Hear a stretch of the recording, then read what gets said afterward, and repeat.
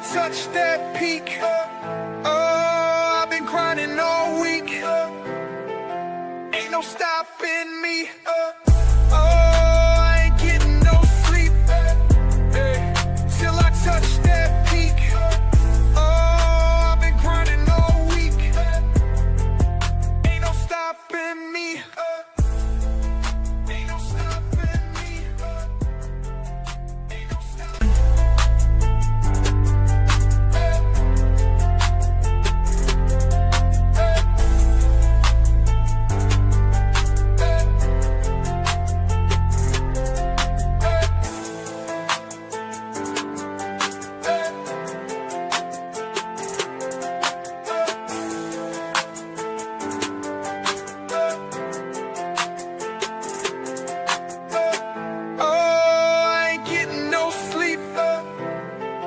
Till I touch that peak. Oh, I've been grinding all week. Ain't no stopping me. Oh, I ain't getting no sleep. Till I touch that peak. Oh, I've been grinding all week. Ain't no stopping me. Ain't no stopping me. Ain't no stopping me.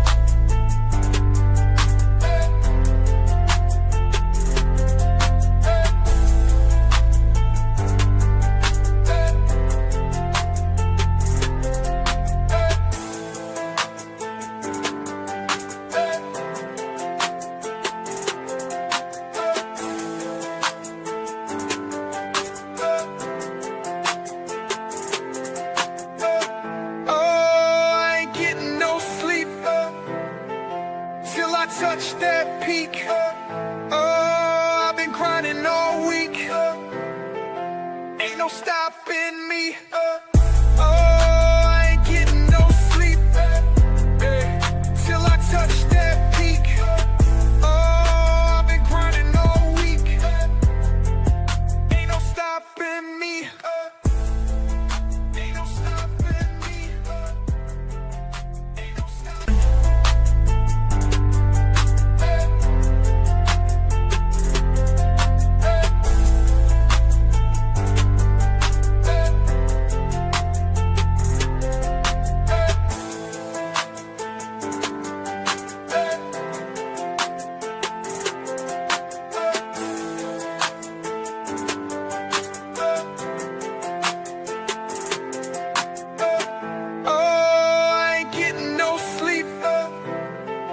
Till I touch that peak. Oh, I've been grinding all week.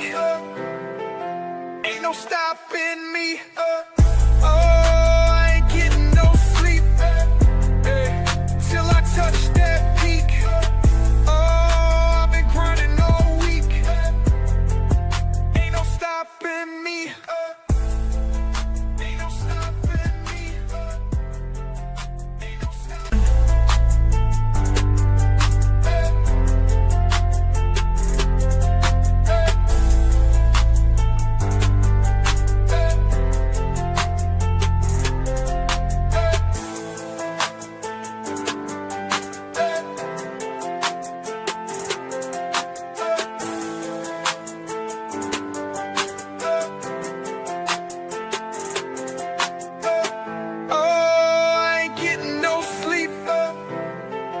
Till I touch that peak. Oh, I've been grinding all week.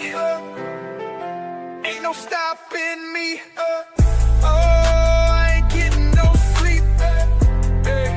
Till I touch that peak. Oh, I've been grinding all week. Ain't no stopping me. Ain't no stopping me. Ain't no stopping me. Muslims want to bring Shia law to the United States. Do you even know what Sharia law is? Feeding the poor, that's Sharia. Smiling at someone, that's Sharia. Being kind to your neighbor. Education for every child. Women's right to work. Marriage must be between two consenting adults. That is Sharia. Respecting your parents, workers' right to fair pay, no interest loans so there's no poverty. The current court system is derived from Sharia. Democracy is Sharia. Hospitals have been built on Sharia law. We're already living under Sharia law. So what exactly are you fearing?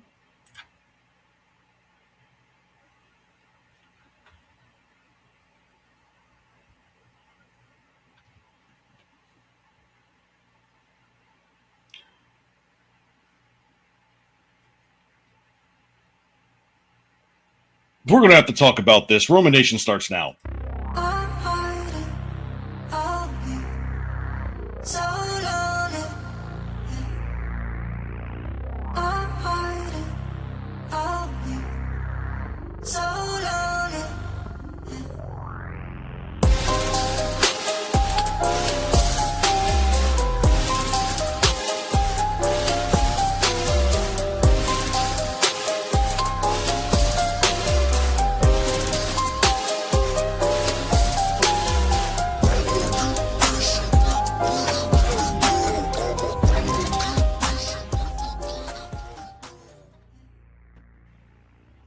Are you kidding me? I am not kidding you. I know, right? What Who knew?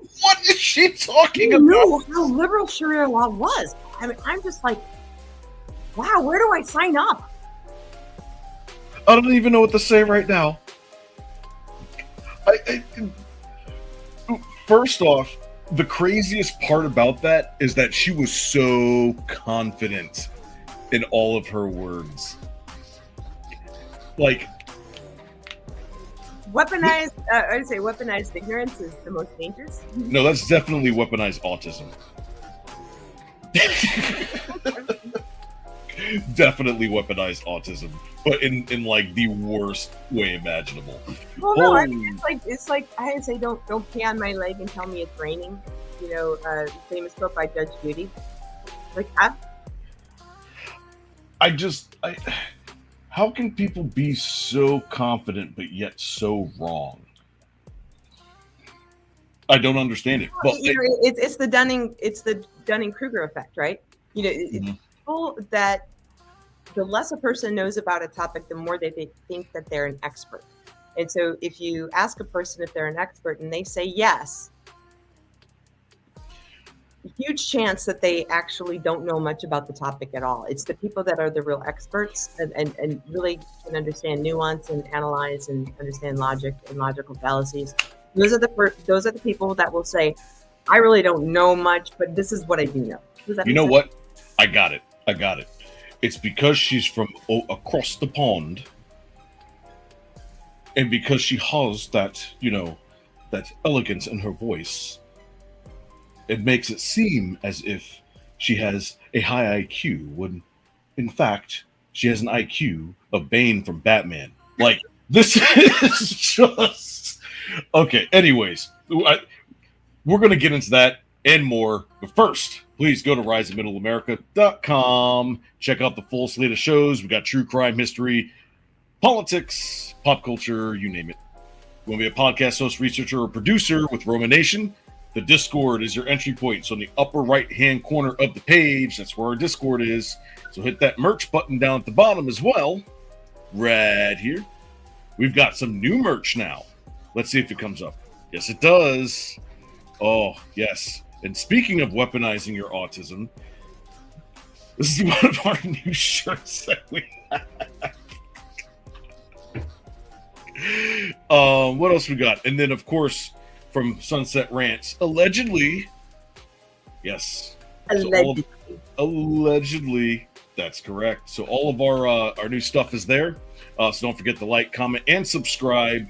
You can find me at the Real Roma _AK, where you can subscribe to me now on X after 19 months of waiting. So that's going to be awesome. We can find you at Nant726.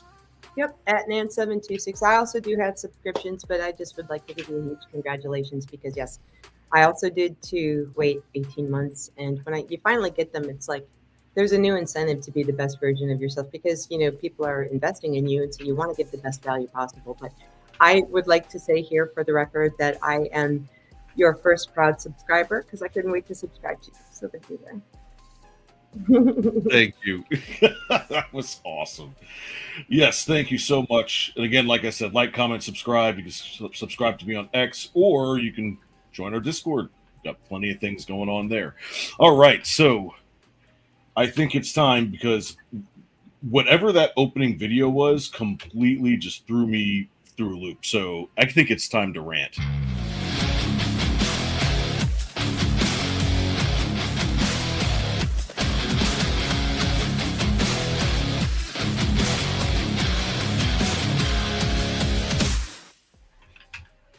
Okay, it would be nice if I had my setup here. There we go. All right. So I thought we were going to get to talk about the draft, but it's a quiet night, you know.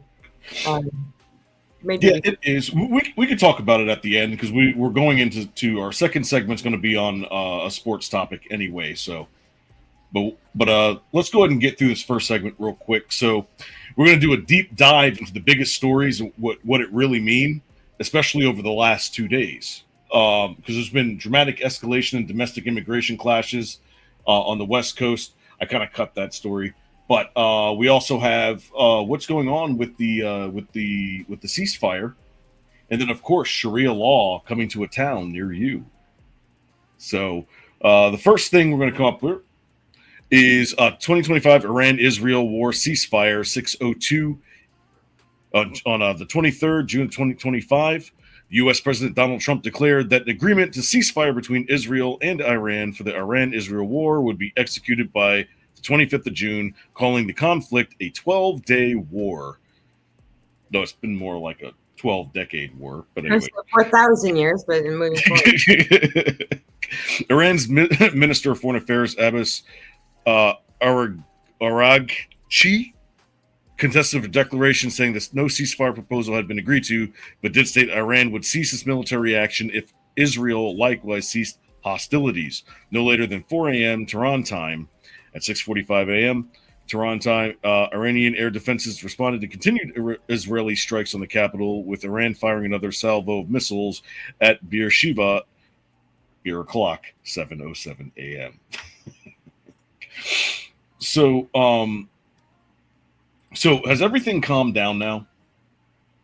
I mean, I know that there were some small. There were a lot of like small. Well, I mean, there's no new bombs. Like, there's no new bombings. But like, there's like action, you know, that really kind of makes you wonder if this is an actual ceasefire, because it still seems like strategies are taking place, you know.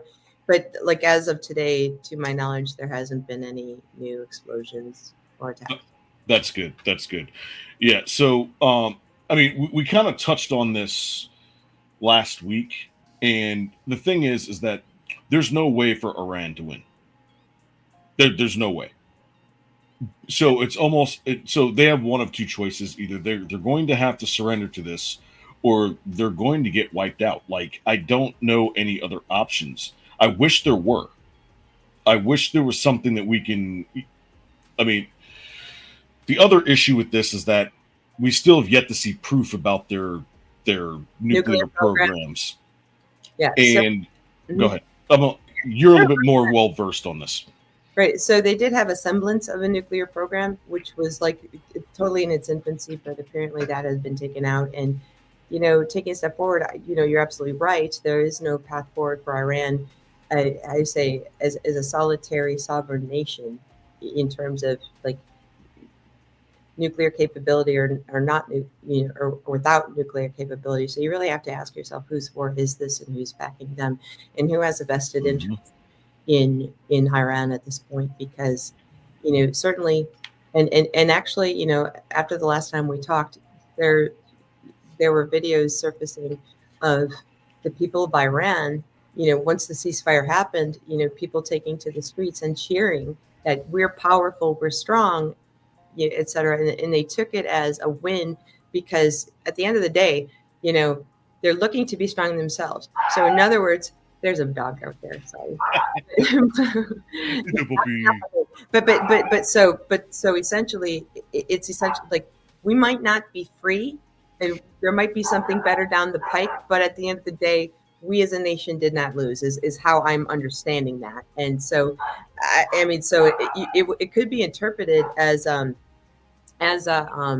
support for this regime. Mhm. But I think, once you've been kind of once you've been suppressed for so long, then anything that feels like a victory feels huge. Does that make sense? Yes, yes, and especially if you can finally get them to come to the table and at least agree, verbally to a ceasefire. I mean, who else has been able to do that? Well, it's unfortunate that we're in this predicament in the first place. So I don't want to go down that rabbit hole, but that's what we kind of talked about in regards to Trump's base, in the last episode and stuff.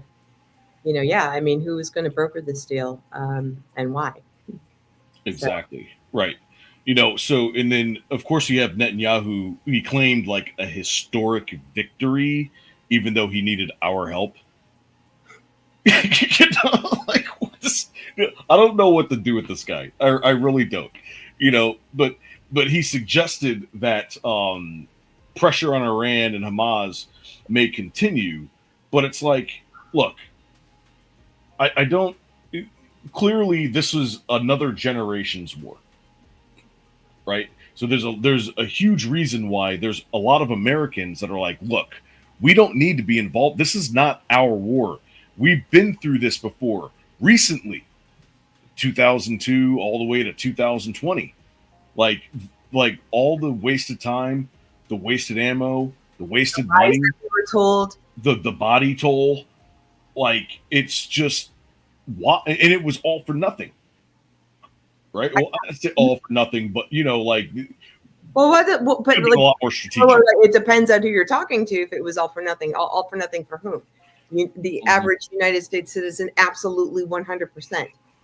But for our governments, for the United States government and what they want, and what whatever power that could be acquired and whatever the CIA intended it to be, I would say that that's a W for them. But we judge each other not as human beings. Unfortunately, we judge each other by our government's actions, and so I can't really have anything against anybody in the Middle East or the rest of the world judge us by our government's actions. For Look, sure.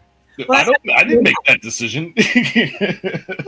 And so, to your point, and that's the thing that, maybe I'm a bit white-pilled about this, Roma, but I feel like the globe is shrinking, and more, especially on X, we have conversations with people all over the world, and we get to hear their perspective. So you have on the one hand, you hear, people that are pro-Israel talk about Gaza, and then you hear people on the other hand who perhaps are from the West Bank or Gaza, and they tell a very, very different story. But it's actually getting to know the citizens from these countries, and not the people that perhaps are given a platform on purpose to to kind of advance the best interests of whatever their stance is. But the people that you hear in these spaces are they're real people, and that's definitely been very eye-opening for me. Exactly, and I mean, in Netanyahu, he's quite the character. He's also, so I'm just going to read the bullet points here. It's initial classified U.S. assessment of Donald Trump strikes in Iran nuclear facilities over the weekend says that he did not destroy 2 of the sites and likely only set back the nuclear program by a few months. I guess that's what Iran said. And then Netanyahu said that Israel would strike again if Iran builds its nuclear project. Now, what I want to know is, how do they know that? Yeah, exactly. Let me dial up the White House, and I'll let you know. Yeah, exactly. Because I mean, I'm pretty sure. Let me talk to Pete Hegseth. Yeah. His secretary and I call her Jan. Wait, what is his signal? Let me chat with him real quick. Yeah. Just kidding. Jan, I call her Jan. We're gonna have coffee anyway. But yeah, who knows? Oh, geez. Anyways, but I mean, we basically beat this with a dead horse. So let's go ahead and move on to. Don't beat it with a dead horse. You beat it like a dead horse. It would be the most horrible thing in the world to beat something with a dead horse. First of all, how are you going to lift up the horse? I didn't think that's where you were going with that joke. It's like, come on, get Billy Bob over here. No, all right. So, We're into degen hours, bro. we totally are. Okay, so now moving to Handmaid's Tale. Texas moves to ban Sharia law. Now, I think this was already in their chambers, so we knew that this was coming. Sharia law in this jurisdiction reflecting ongoing debates about religious laws placed in the American legal system. The legislative move coincides with discussions on social media about the influence of Islam in Texas, of all places, highlighted by the presence of Islamic schools simulating a Mecca experience and claims of radical imams relocating to make Texas a significant Islamic center. Now, correct me if I'm wrong, but wasn't there a community that was being built all around the Islamic community in Texas, where they were kind of it was almost like they were trying to be like Native Americans, where they had their own like setup and laws and things like that. Yep. And it's almost as if like it's being overlooked. Well, I don't think it's being overlooked by the citizens of Texas, because they're very, very, well acquainted with this. And so it's happening like primarily in Dallas and even in Houston. The strongholds, in Dallas, Houston, Austin, and San Antonio. So the 4 major metropolitan areas, Right. And so I've heard a lot from my friends in Texas about how this has been happening under everybody's noses. Everybody's nose, yep. And very quietly and very, and yet, and so it's kind of like, here we are. And then all of a sudden it's this it's this huge community that nobody saw coming. Yeah, well, I mean, look at what's going on in Michigan and how they have like almost an entire city. What is it, Dearborn? I'd say it's an entire county. Actually, we would go to Wayne County, Michigan. Wayne County, Michigan, right. So that encapsulates Detroit, Dearborn, and just to be very clear, because I happen to be from that area. So Dearborn, Washtenaw, and Oakland counties. All right. So southeastern Michigan there has the largest Arabic population, or I should say Middle Eastern population in the world outside of the Middle East. So what that encompasses is not just, so it's a huge Muslim population. That is actually the biggest in the world, but it even goes farther than that. So you have Assyrian, Chaldean, Lebanese Catholics, and Jews. Right. Like literally. And so I grew up in that area, and several of my friends, actually most of my friends, were from the Middle East before I left Michigan.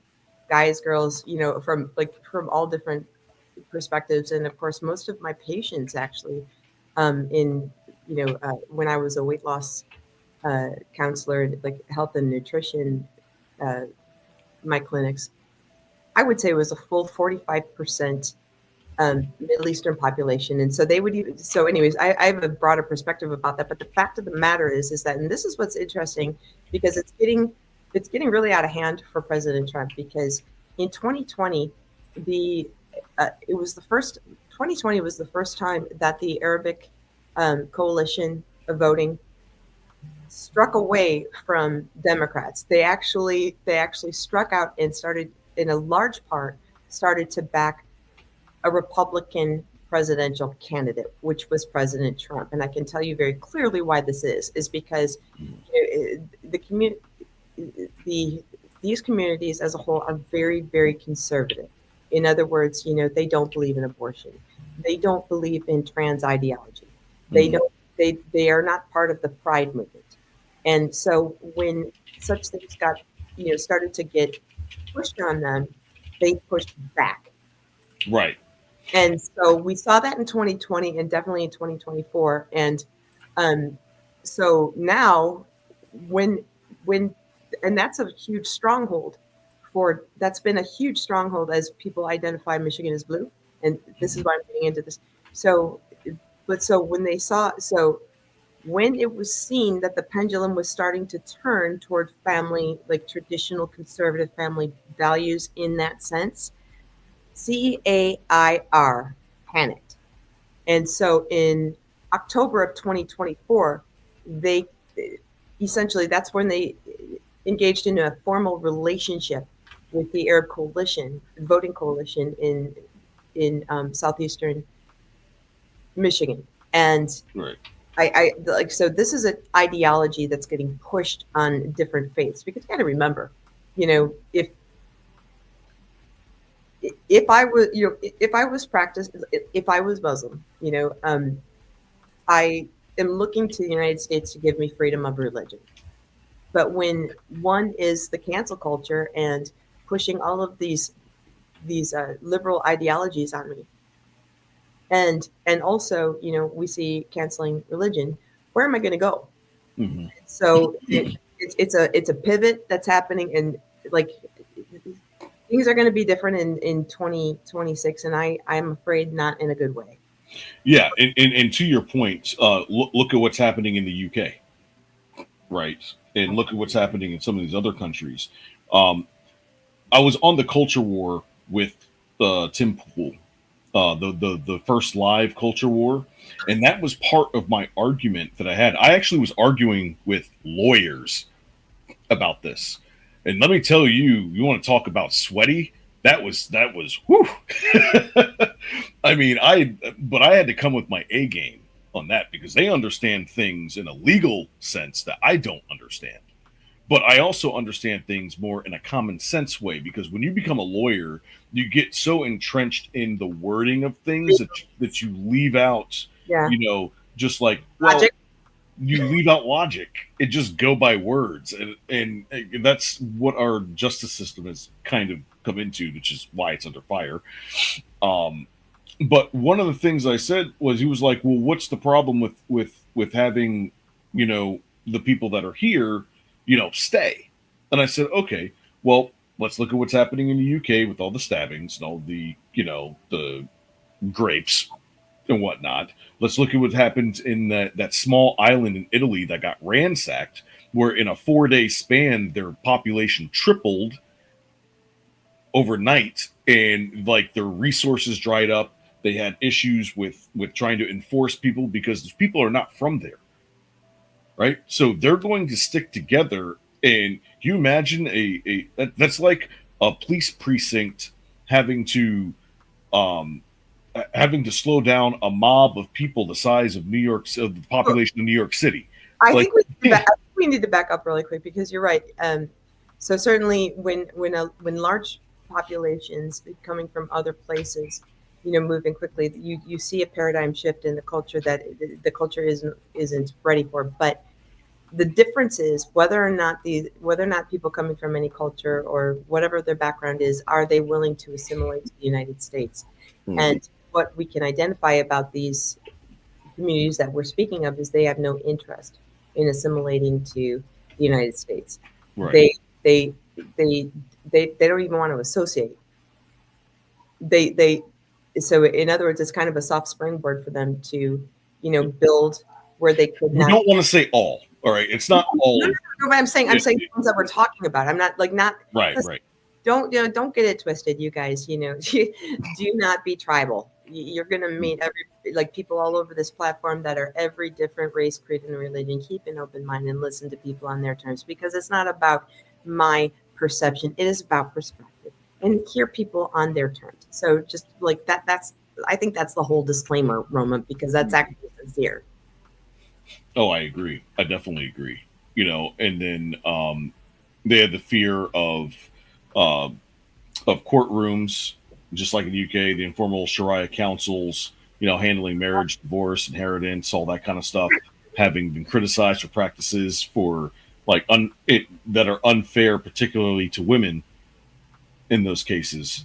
Um, and then like scrutiny over gender rights, which is why I picked this video as the opening video in particular, because, prominent cases in Britain highlight unequal divorce rights, and alleged financial exploitation, raising questions about women being like ransomed, so to speak, from an exit from marriage. And these are things that, in our country that we fight for, like women's rights and like all this other stuff, but yet are blinded by all the good, but don't want to accept the bad. They'll accept the bad from the other side, but not from them, right? So, and we know that's what happens, So, and then there's another part of this, which is the media, where the mainstream media sensationalizes it and focuses on extreme punishments while ignoring the nuance of adaptability, as they say. Meanwhile, the argument that Sharia encompasses ethical guidance, but it's like ethical guidance by force. By whose standard? So By Sharia, whose standard, right?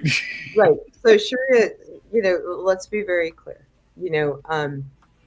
Any faith can start off with like what seems to be good intentions, but once you get down into the weeds, then you find other things that perhaps people are taking, twisting, running with, and I guess what I would say is that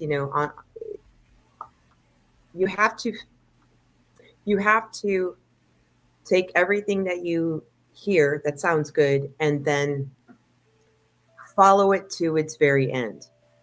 You understand what I'm saying? So I could say, for example, I think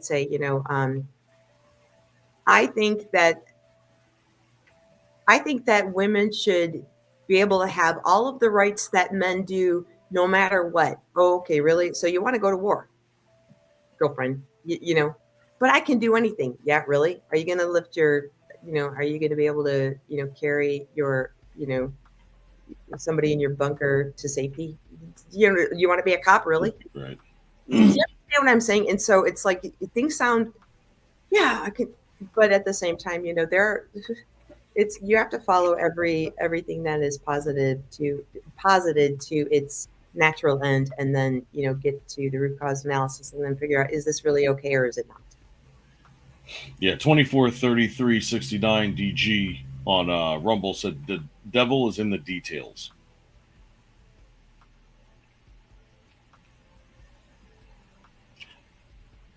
I mean, I have a very, very different perspective as a Catholic. Mm-hmm. Okay. In other words, I don't see like Muslim Americans as something, mm-hmm. Evil. There are practices within the Islam that are very rightly ordered, such as fasting, such as praying, such as taking care of your family. Unfortunately, unfortunately, we've been led to believe that none of these things exist. And so, to whereas I would always pray for anybody that that they get that they come to the fullness of Christ. We can't get it twisted if you're a Christian. There is no other faith or like of Abraham that we're closer to than the other. So objectively stated, that's what I would say, and that's why it's important to get to know people that on their terms. Now, am I saying that no, there isn't mean for concern? Of course, there's means for concern. We've seen this, but I would say that it's easy to point out something that seems overt versus really looking at the nuance of any matter, and so that's probably as fair and charitable as I can say it. Yeah, so a couple of key takeaways from this. So U.S. state level bans are spotlighting questions of free speech, religious equality and civil rights in a way. We've had this.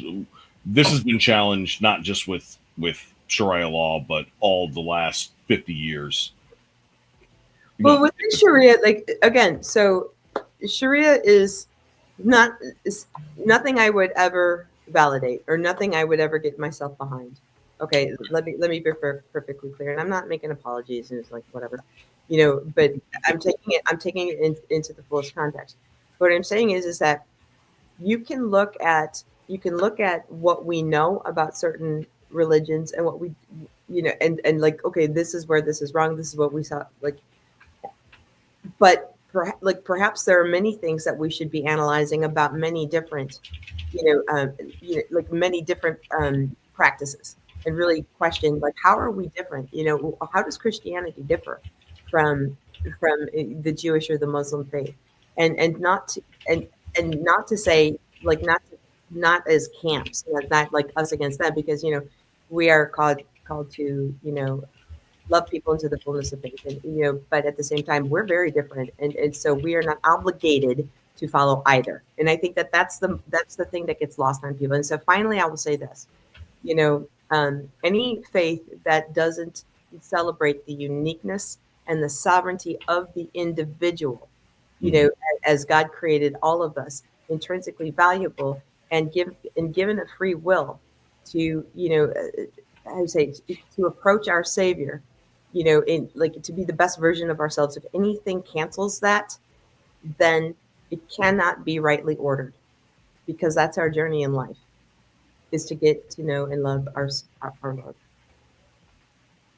You almost made me tear up there.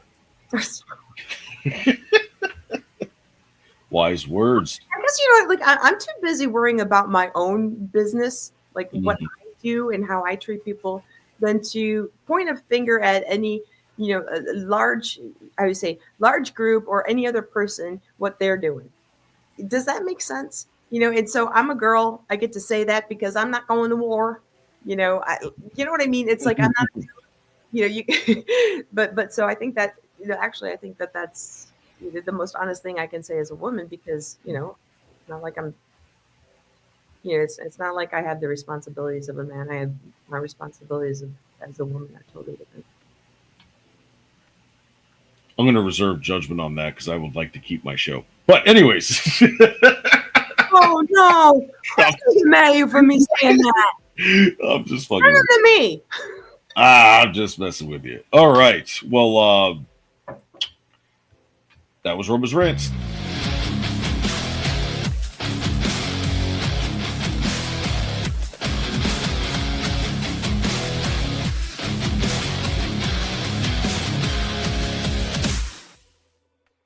All right, let's talk about something fun. Let me tell you one more thing. Breaking news. Okay?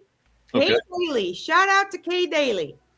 I was on, I jumped in to watch her live today, and we had a whole conversation about doing man on the street interviews for me here in San Jose, asking people live, what do they think about Sharia law? Now, I speak fluent Spanglish, by the way, Roma. So yo hablo solamente un copito, yo tratando, muchas personas no hablan inglés, yo tratando solamente. Hamburguesa, papas fritas con refrescos también. That was so racist.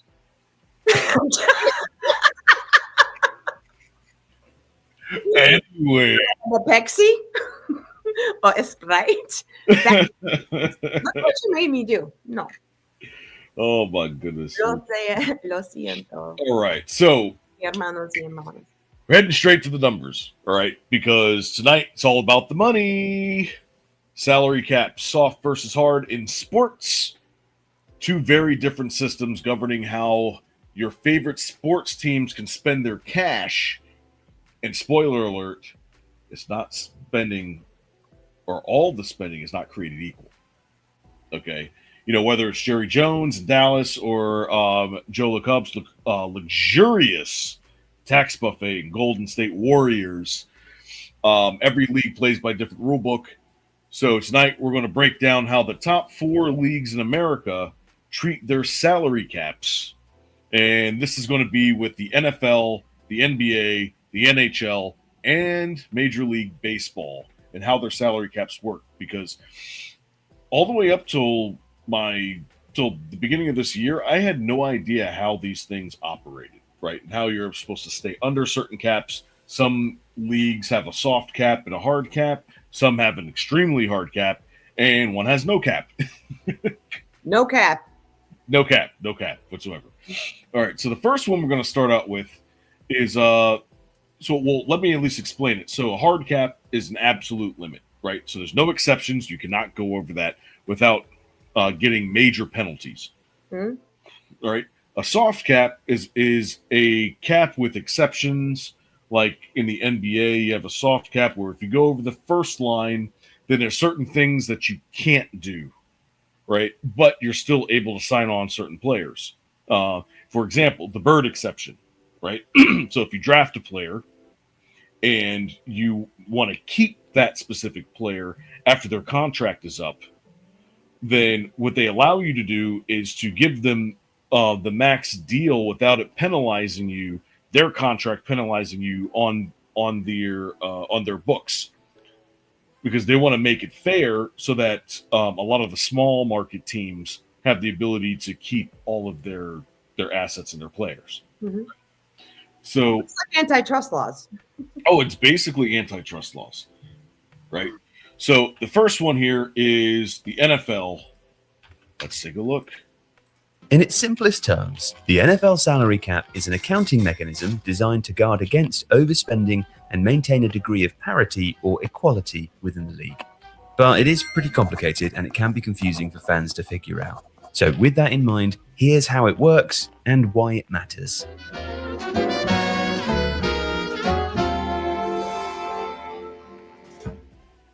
The NFL first introduced the salary cap in 1994 as essentially a threshold for how much each team can spend on its players' salaries in a given season. Previously, the Players' Union had sued the league in a case similar to soccer's landmark Bosman ruling, arguing that they should be free to move teams when their contracts expire. In exchange for the adoption of free agency in 1993, the players agreed that the league could implement a salary cap to curb spending the following year. And the very first salary cap was set at $35.6 million per team, which of course wouldn't get you very far today. Teams are allowed to be over the cap during the off-season, but must be compliant with the cap figure once the new league year officially begins. At that point, the salaries of all 53 rostered players, anyone on the injured reserve or physically unable to perform lists, and the practice squad are included and counted as part of the salary cap. The salaries of coaches, staff, and executives, however, are not. Now, the NFL monitors all players. Okay, so the first thing that I want to mention here is you also have things called what is it called when you First, bro, you're really nerding out tonight. Jeez, oh Pete. Yes, I am. So And by part of the second part, as evidenced by I mean, if you guys haven't been watching us for the last couple of weeks, and you guys are definitely missing out. But so there's something also which they don't mention in here, which is called the franchise tag. All right, and the franchise tag is if there is a particular player where you go through contract negotiations. Let's say you're a rookie and you play out your rookie deal, right? And then this person wants to move on either to another team or wants an exorbitant amount of money, but the team doesn't want to pay it. Well, what they can do is they can franchise tag you. And what that means is they can kind of force you to stay on the team, but the trade-off is that they have to pay you the average of the top 5 salaries of your position in the NFL. and that's how players get buried, actually. Mm-hmm. Like that's literally how they get buried. Running backs, especially running backs in the NFL, can't trade, like they're franchise tags, so they can't go anywhere. You know, and they have to do they have to stay with this team that's burying them and their value to be, their trade value, because like the franchise tag. I actually know a person that this happened to. Right. And so you get paid, the average of the top 5 salaries in the league, but if you play, if you're a long snapper, like what's that, like $800,000? No, when you look at like some of these exorbitant wide receivers, I checked it out. If you were to get franchise tagged as a wide receiver right now in the NFL, that's $34.2 million. I have a question. What's that? So, how often do left side tackles get franchise tagged? The blind side. Well, let's take a look. Let's see. Who is the highest paid player typically? Left tackle franchise tag 2025. The blind side. Oh my goodness gracious. Let's see. Left tackle. Where is it? Left tackle. Not defensive tackle. No. Offensive tackle. Let me put in offensive tackle and see offensive. Left offensive tackle. $23.4 million. Never hear about him, do you? No, because the thing is that unless you are like an all world or all universe tackle, they can find another tackle. Right. Now, that's one of the most important positions on the team, sir. Yes, I understand that part, and I was going to get to that. Now, the reason why left tackle is more important than right tackle is because 27 of the 32 NFL starting quarterbacks are right-handed. So that's their backside. So they have to be protected. And if you don't have protection on a quarterback's backside, you'll end up like Joe Theismann. You'll end up like Theismann. You'll end up like Alex Smith. You'll end up like gruesome. You will be a vegetable because you will get slammed every single play. Right. So that's why, as a left tackle, why that position is so important. Right. But to say the least, franchise tag, what it does is I just feel like the franchise tag is not created equally for every position. Right. Right. That's kind of, I was kind of leaning into that. Yeah. Oh, what did he say on X? No, this is on, I'm sorry, Rumble. Is it running backs have limited time span? Yes, because running backs have multiple jobs. Well, they all have a limit. Look, you guys, dude, I mean, it's everything's limited. And the average lifespan of an NFL quarterback is 65 years old. Did you know that? Yeah. Yeah, that's part of the reason why, they have all of these sissy rules against quarterbacks, right? Because quarterbacks are the most vulnerable of all the positions on the field. I don't know. I think wide receiver is the most vulnerable because, you go across the middle of the field. Go across the middle and he throws high. He throws the ball high and you have to grab it. And you are a sitting duck to get murdered. We call those hospital balls.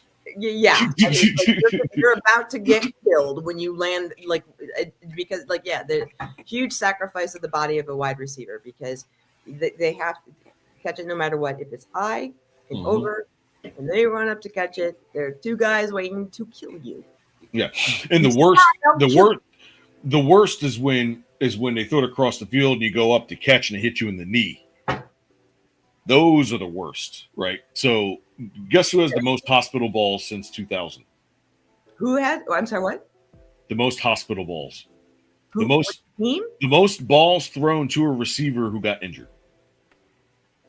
Balls thrown to a receiver that got injured. Wait, I'm sorry. I'm being blonde for a second. Okay, the player or the which quarterback since 2000? Oh, Stafford. Hospital balls? No, he's third. It's Tom Brady. That was too obvious. It was way too obvious. I mean, he played for 22 years, for God's sake. All right, let's move on. I overthink. You don't do that. You did that on purpose. I totally did. Their contracts to ensure that teams are compliant with the cap. Any teams found to be circumventing the spending limit are liable to fines and the loss of draft picks, as the San Francisco 49ers discovered in 2022 when an accounting error caused them to go over the cap. The salary cap figure is determined by the league's collective bargaining agreement, or CBA. That's important. The CBA. There's a CBA in every single sports league where you have a representative of the owners and you have a representative of the players, and they have to come in together to figure out what percentage of the money is going to go where and for what, right? Mm-hmm. So, but that usually changes once they re-up the negotiations for the TV deals, because it's not just that; it's TV deals, ticket sales, merchandise, food, all this stuff all gets equated into it, right? So once you know like how much, because usually TV deals start low and then work their way high. There's an average, but it goes from here and it goes up like this. So every year that the TV deal go up, the salary cap does the same thing. But if something happens where the league, like COVID, where they have to either limit certain things or they didn't make as much money as they thought they were going to make, then they have to bring the salary cap down, and then you have to make some very tough decisions. All right. So that's the NFL. All right. Now, let's go over to the NBA. Can I add something real quick? Yes, go ahead. I had to look at make the most in advertising. So I had to look this up for a second because again, like, okay, a lot of the smart quarterbacks, retire early. And so, like, for example, and this is what made me think of it, Andrew Luck, Peyton Manning, they did what they had to do, built up their retirement or whatever, and got out as soon as they could. Now, I'm not nothing against Tom Brady, God bless him, or whatever. He's the GOAT as far as I'm concerned. But what NFL quarterback has made the most in advertising? In advertising, I would say it's either Peyton I'm Manning. looking it up right now. I would say it's Peyton Manning, but here's the thing. He has a personality. He has the ability to act. He doesn't look like, he doesn't look like a deer caught in headlights. He's really funny. Tom Brady really didn't, because he really didn't have that sort of a charm and a spark like Peyton Manning did. I mean, like, I don't know if you've ever seen when he was on SNL. SNL, yes. No, his brother. God, I died. Eli Manning was actually, I think Eli Manning was funnier. Yeah. Why? Because he's like kind of the autistic little brother. I'm sorry, but it's true. Like, you've seen those memes where he was getting his ass kicked. I'm sorry, Peyton was getting his ass kicked, and like he's on the phone and he's going, stop making fun of me, Eli. Put mom on the phone. But like, that is so hilarious. Like, these two like brothers that killed it in the NFL. But like, I mean, that's significant. Not everybody has that. That's something. How many? Okay, aside from like Jim and John Harbaugh, they've never capitalized on the fact that they're brothers. They could be making fun of each other, making money hand over fist, but they're like what is wrong with you guys? You've both been college and NFL coaches. You could be just doing fun stuff, but Jim Harbaugh is autistic, and I will rest my case. Leave it at that. All right, let's go to the NBA. Complex web of financial restrictions, potential penalties, and ever-evolving calculations with which all 30 teams must comply. But what actually is it, and how does it work?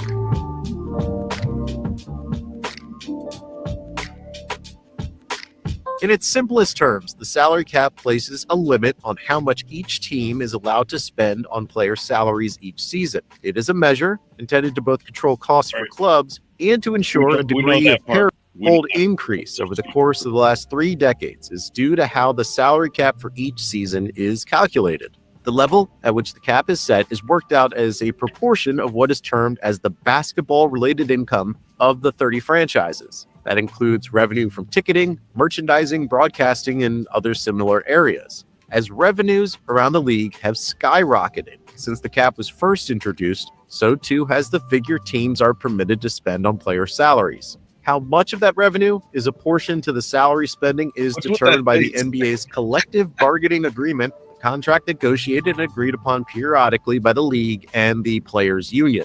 The collective bargaining agreement also determines rules around players' contracts, trades, and the draft. In its most recent iteration, ratified in 2016, it was agreed that players should be guaranteed between 49% and 51% of the league's basketball-related income, with the salary cap accounting for 44.74%. The sudden influx of revenue into the league can see the cap limit spike, enabling teams to spend vastly more than the previous season.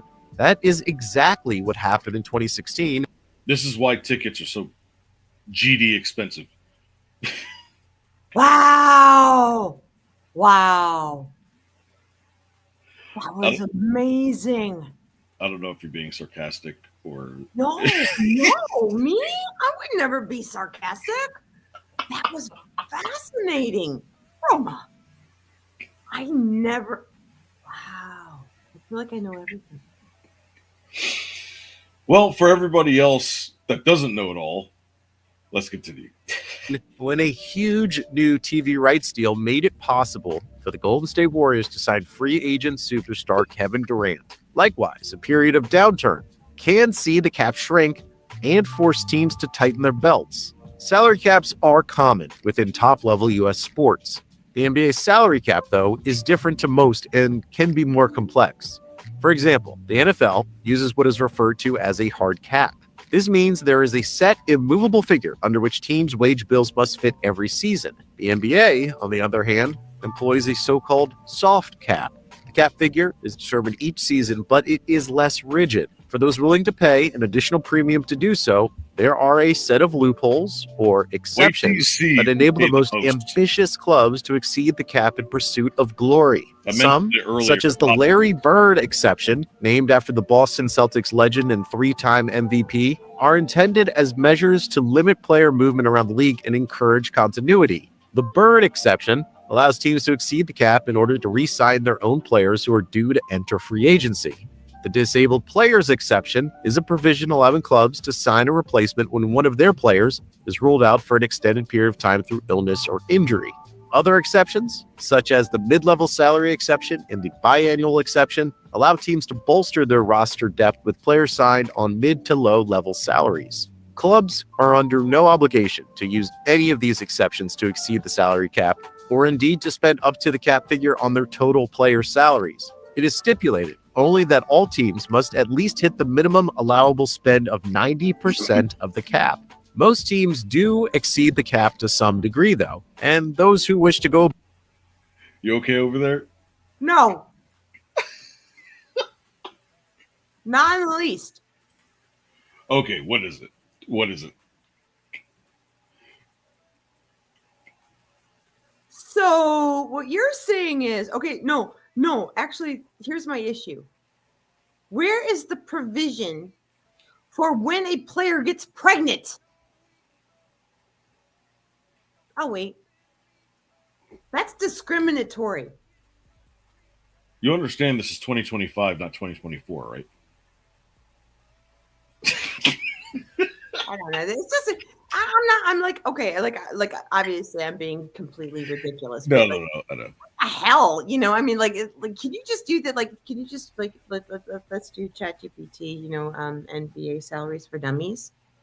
Because the copacetic nature of the derivative, as evidenced by the colloquialism as going to the third article of the fourth particle, and let me emancipate. Like what the? Don't even tell me for a second that you understand that. Of course I do. I run fantasy leagues for a living. Okay. So I understand these. I mean, I have to understand stuff like this. Now, obviously, I don't own a sports team, which, by the way, before I die, I will be a partial owner of a sports team. I don't know which one. You heard it here first, folks. You heard it here first. I will be a minimum minority shareholder of a sports team. You mean like what people own racehorses together? Like, remember American Pharoah? I might have to start there because, I mean, horses are definitely cheaper than sports teams. Well, that's what I'm saying. It's like, remember American Pharoah? Like that was like, it's the first like publicly owned and traded, athlete. It did like, American Pharoah didn't actually just belong to like an Arab prince somewhere. It was actually what everyone invested. I won some good money on American Pharoah. That was awesome. I did a 3-leg parlay. Well, he sired 2 horses in this last Kentucky Derby. Did you know? Sovereignty and Publisher. Really? American Pharoah, Sovereignty, Publisher. It's Publisher. It was an interesting ending. Publisher, and look that up because I'm sorry, like I'm not a I'm not savant, but yeah. So American Pharaoh, if anybody doesn't know, was the first Derby winner that wasn't privately owned, and so he sired two of the horses that competed in the Kentucky Derby, and that was the first time actually. Correct me if I'm wrong, guys. If you're a buff, correct me if I'm wrong, but it was actually War Admiral that sired Secretariat and Seabiscuit. So they were in the same bloodline. So when Seabiscuit, the little horse that could beat Secretariat, they were actually coming from the same bloodline. Got it. American Pharaoh, the 2015 Triple Crown winner, has sired many offspring. Here are some of his notable progeny and his accomplishments. Harvey's Little Goal, multiple winner, including the Grade 1 Queen Elizabeth II Challenge Cup. Let's see. The Publisher in Luxor Cafe, Sweet Melania, Another Miracle, Four Wheel Drive, and Van Gogh. Who won the Kentucky Derby again? Because I think it's Sovereign or it's like something like this. Who won the Kentucky Derby? Kentucky Derby 2025 or 24? 25. 2025. Let's see. Who won? Sovereignty. Sovereignty beat Publisher. That was it. I kept saying Sovereign, but anyway, I'm nerding out for a second. But Sovereignty always. You were saying I was geeking out. Jesus. Well, we're both autistic in our own way. Oh, I am totally autistic. Anyway, so so Sovereignty won. Let's see, they won. Oh, so it's $5 million to the winner. That's crazy. No wonder everybody goes out. Reality back to like what is a franchise player and who gets to decide, etc. There is so essentially going back to the investment, in a player and how this is shaped. I think what you're hitting on, correct me if I'm wrong, is that soft cap, hard cap, no cap. Mm-hmm. There's so many rules and regulations that people don't understand. So I can tell you this: Austin Watson played for Nashville, an NHL player, and so his dad and mom are two of my very dearest friends, and he was a goon. But when I say goon, I don't mean it like but he was a fighter. Yeah, I got what you're saying. Yeah, and so the Predators buried him in their salary cap, and he was not able to transfer anywhere. And that was the first time I kind of understood it from the athlete's level. You understand what I'm saying? And so kind of what you brought up earlier, I did have the opportunity, to have a conversation with an active. He was like, look up Austin Watson. He was tough guy, and but again, like his mom and dad, Mike and Mary, are friends of mine from college. Hey, Mike and Mary, I'm gonna send this to you. God bless you. Oh yes, hold on, I got him right here. Boink. All right, Austin Watson. Let's see, she was born January 1392 as an American professional ice hockey left winger for Grand Rapids Griffins, American Hockey League, AHL, under contract to Detroit Red Wings and National Hockey League, selected 18th overall by the Predators. Early life, blah, blah, playing career, junior. All right, let's see. I'll read the rest of it, because you're going to hear a whole bunch of stuff that is just not fair. Hey, you know what? Good kid. Predators re-signed Watson to a by the way, good kid. Yes, 3-year, $3.3 million contract, 1.1 annually. And let's see, Watson receives first NHL 2-game suspension by boarding Colorado forward Dominic Toninato. Let's see, missed the first 18 games due to a suspension, non-hockey related reasons. January 29, 2019, Watson was suspended indefinitely after alcohol-related relapse after completing the NHL substance abuse. Read the rest. Listen, I pray for the kid. He didn't. Oh my goodness! Why are you doing this to me? He was okay. Really? Okay, this is why we can't have nice things. Oh my goodness! Yeah, I'm not reading all that, but apparently, what I've read through, holy crap!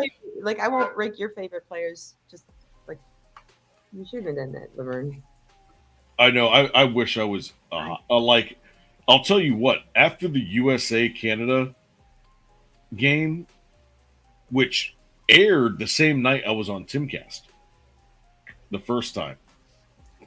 Remember when as soon as they dropped the puck, everybody just started fighting, bro? That was crazy. That was so like God retro. You know, I mean, like I was like, dude, am I watching slapstick right now? That movie was the joint, you know. But, Oh, but it like, was. It totally was. God. All right. We don't have much time, so there. I'm gonna. Oh, I'm tired. I need to go to the bathroom. All right, so we'll do this one real quick, which is the NHL. It's only 2 minutes. How does the NHL salary cap affect free agency? How does the National Hockey League salary cap affect free agency? To understand this, we need to look at the salary cap's role in the league. The salary cap is a limit on how much each team can spend on player salaries. This rule helps keep competition fair by preventing wealthier teams from buying all the top talent. The salary cap is calculated based on a percentage of the previous year's hockey-related revenue. This revenue comes from ticket sales, broadcasting deals, merchandise, and other hockey-related activities. For the 2020-05 season, the cap is set at $88 million, with a minimum payroll requirement of $65 million. This means every team has the same spending limits, no matter how much money they have. Now, let's talk about how this cap impacts free agency. The salary cap directly influences how much teams can offer players when they enter free agency. As the cap increases, teams have more money to spend on signing players. This is especially important for star players. For example, players like Connor McDavid and Mikko Rantanen could see their contracts reach new heights, with potential salaries exceeding $20 million and $14 million per year. My goodness. When you only have $88 million, so 25% of your cap is going to one player. So this player better score like 90 goals. Like, what team would do that? I mean, Sidney Crosby, when he first came in, Sid the Kid, he like destroyed everybody his first 5 seasons until he had that horrific head injury. he was destroying everyone, right? And you have no other choice but to pay him what he wants, because if you don't, he's going to go to a low-level team with low-level talent and raise them up and turn them into one of the best franchises in history, right? Wayne Gretzky, I mean, I remember Wayne Gretzky back then. I didn't watch hockey back then, but I've watched his highlights, and he was very, very, very, very good. Well, okay, my personal unqualified opinion is this. No person is a one-man team. It depends on how they jive with the rest of the team. It depends on the relationship with the coach. It depends on if they're a head case. It depends on many things. I would say that the only person that might be worth, is spending most of your cap on, and we really didn't touch on. I have something in my eye, and it's been driving me crazy. Like, seriously, I suffer for you. God, I know it's a hair. Like, it hurts. It's hurting, but It happens to me all the time. Of course, no one can tell because you're always wearing glasses or sunglasses. But point being that, the one person, there you go. The one person that might be worth spending that amount of money on is a pitcher who can, if you can throw a no-hitter, all it really boils down to is what you're paying the pitcher and the catcher. I mean, somebody's got to catch the ball, but and we saw that, the other day in college, where this fine young man threw a no-hitter, and that's what I'm saying. Like, the amount of focus, like, just even like the physical energy, strength, like all pistons are firing. you know, and his team didn't have to do a damn thing, right? So Yeah. I mean, like that I could see being worth it, you know. So going back to what we said the last week, most important positions, right, Mhm. is the quarterback in football, a goalie in hockey, or in soccer, to say the least. The an ace pitcher. I would say the ace pitcher above all because look at quarterback needs protection. You know, a point guard needs somebody to pass to, and they need somebody to get the second and third shot if they miss, etc. They're like kind of like looking at the whole court. Goalie. I mean, yeah, I would say a perhaps second place goalie. In like either in soccer or hockey. And the guys, I'm just a girl. Like, throttle me in the comments if you want, but this is just how I see it. Honestly, but there's really only there's only 3 sports that can actually claim that one person is good enough to spend that much money on, and I would say it would be a soccer goalie, a hockey goalie, and a pitcher that can throw no hitters. But even then, it's all about the team still. It's all about the relationship with the coach because it's not like that same pitcher can go out the next night in a 3-game series and continue to throw no hitters. Maybe that would be awesome, but it doesn't happen. But like a triple double doesn't happen without like the entire work of the team, and so a quarterback, is only as good as he leads his team, and is only as good as he stays calm no matter if things are going well or things are going bad. He stays out of his head and stays level and focused because the rest of his team is relying on him. And shout out to the blind side, offensive tackle on the left. Unsung hero, because y'all are enormous. You're kind of fat, like you're the workhorse of the unsung hero. I'm just saying it. It's not like it's God, seriously. Okay, they're never going to be okay.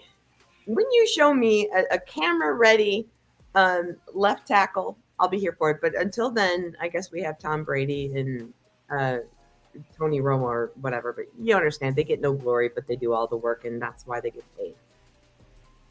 Exactly. Absolutely. Yeah. So we're going to go ahead and end this off, but we have to do baseball, obviously. So what you were just talking about, the pitchers. Which is an exclusive feature compared to the other major sports leagues in North America.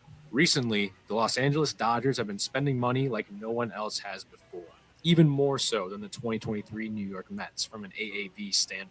You can't blame the players for signing huge contracts that guarantee more money, even if it's at the cost of having some of it deferred, which is another problem that major leagues have to fix. This argument has 2 sides, one being that other owners simply need to be better, but the other one is the point that we're going to look at today. That point is that the major league office needs to do something ASAP. The current CBA expires after 2026, making these changes being settled even more important. Yes, more important because the owner of the LA Dodgers just bought the LA Lakers. No shit. For $10 billion from Genie Bus.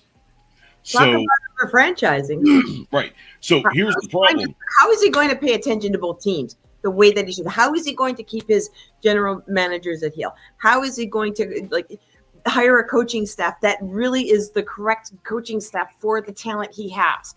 You want to know why? Tell you me. Want to know how? No. Because I don't want to. His assets are worth almost $1 trillion. Who cares? That's why. So he can hire people all he wants to, and he now has the ability to go over the NBA salary cap to make the Lakers a champ. What are they going to have? 4 superstars on their team? Like this, that's a problem. Because what do you do when the owner of one team makes more money than the entire league combined? That's the big Sounds problem. like McDonald's. That's Yep. what it sounds like to me. It Yes. sounds like frickin' McDonald's. Yep. That's what's going to start happening is there's going to be 3 or 4 different owners who are going to have more money than the league has combined. And then those 4 franchises are always going to be at the top, right? So now you know why the NHL and the NFL have hard caps. Well, And that's the reason for it. and so to just kind of harken back to that, okay, so, when the portal opened up, in college basketball particularly, what did we see happen, in the finals this year? We saw the 4 blue chip teams. Like, there were no Cinderella stories. They got canceled early. We saw the 4 teams that primarily everybody assumed would be in the Final Four. So that's, again, it's a hard thing, I mean, the theory of competition, silver lining, the theory of competition, we will always love the underdog, but apparently the underdogs are getting like far more under. But hey, that's capitalism. Mm-hmm. That's what it is. And when you think about the NCAA in football, where they're getting all these deals now, these endorsement deals. But that's what I'm saying. If you remember Jim Trussell, like he resigned in good faith because he knew that some of his players were selling their image or their merch. Yep.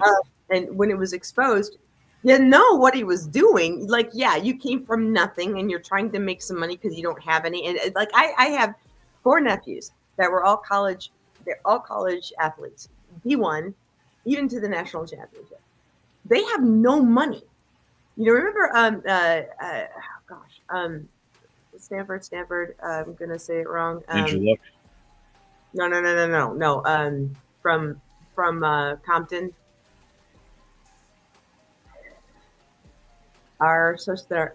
Which sport? Football, college football. He played for Stanford and then he played for Seattle. I can't think of his name. Anyway, point being that that's Pete Carroll. No, Coach. You're talking about the coach. Oh my God, that was USC. I'm sorry. Same conference, just different. No, okay, he's from Compton and played for Stanford. Okay, so hold on. I would like and then played for Seattle. We're old. Okay, so Stanford. I was just say Stanford 2 Seagulls. I hate this. I'm sorry. You're good. Well, I can't. A lot of stands and Deuters head. You've never seen The Big Lebowski, have you? You know what? I actually haven't. How dare you? Okay. I know, right? What's wrong? Blocked and reported. We are no longer friends, and I'm going to spread rumors about you. But I have seen The Birdcage. I haven't. Yay!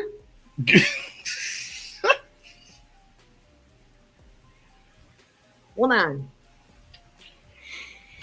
Largent? Raish? No.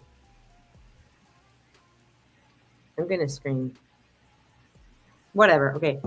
Enough of that. But so basically, the plight of the average. Quit laughing at me, damn it. Go ahead. I'm listening. The average of the average D1 player on scholarship has no money for anything else. So you have to remember this. Okay, so their tuition is paid. Like I'm sorry, traditionally this is what happened. So their education was paid for. They would get a little maybe a housing feed, to feed them.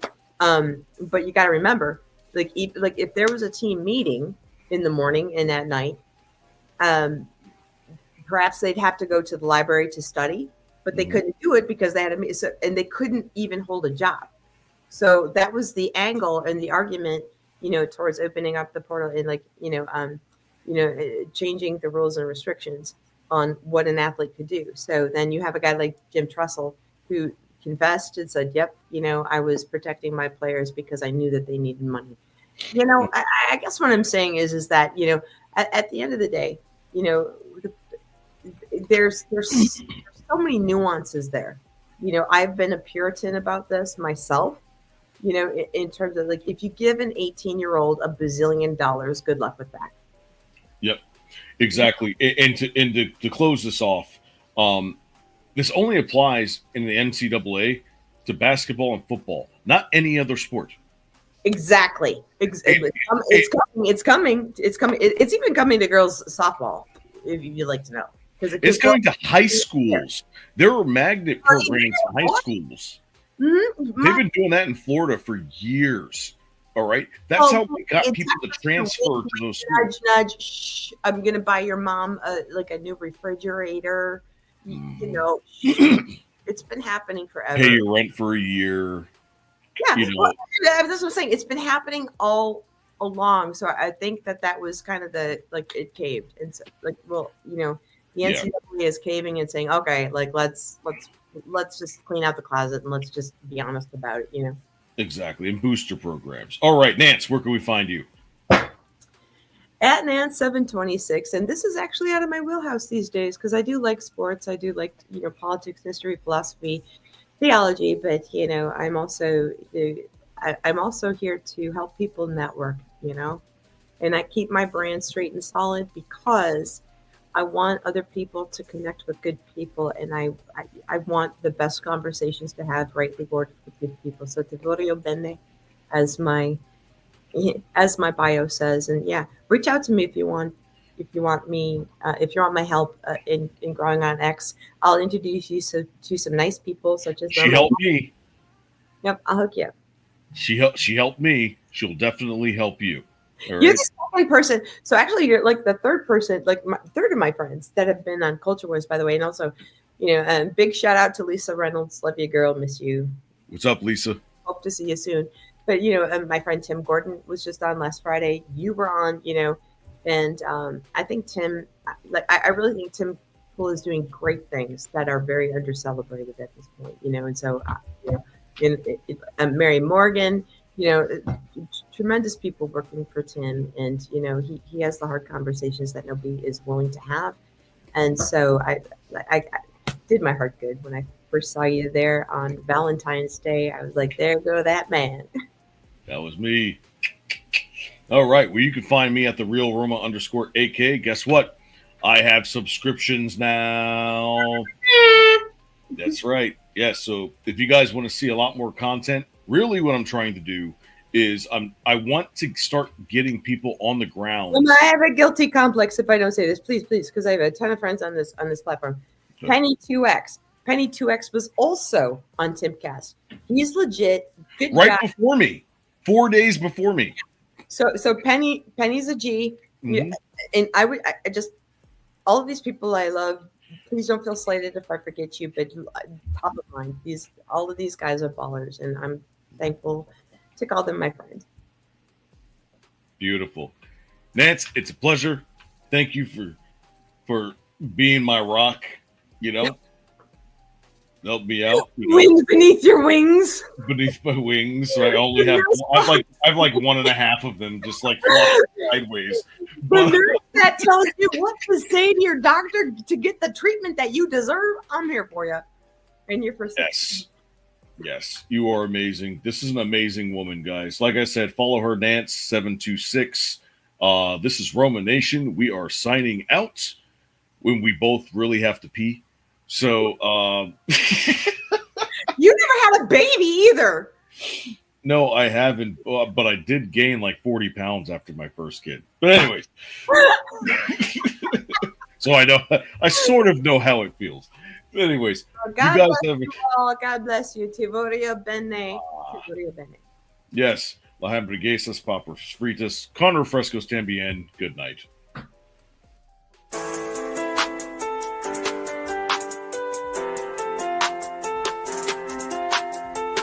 Hustle in my veins, no rest, no dream, trying to make a way. Whole team gotta eat.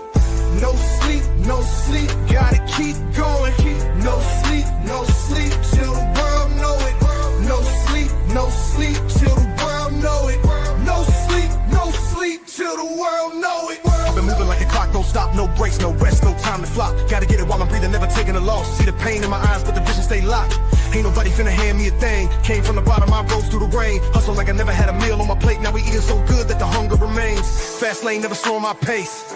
Tell them I was built for the chase. Every night trying to double my worth. Put my name in the sky, make it shake up the earth. Oh, I ain't getting no sleep till I touch that peak. Oh, I've been grinding all week. Ain't no stopping me. Late nights turn to early moans. Put the work in till the break of dawn. They was sleeping on the kid, now they call my phone. Now the city know my name, I've been putting them on. Ayy, tunnel vision when I step on the field. Gotta keep it real, never sign no deal. Independent, gotta get it, never needed a cosign. When the world told me wait, I was like, no time.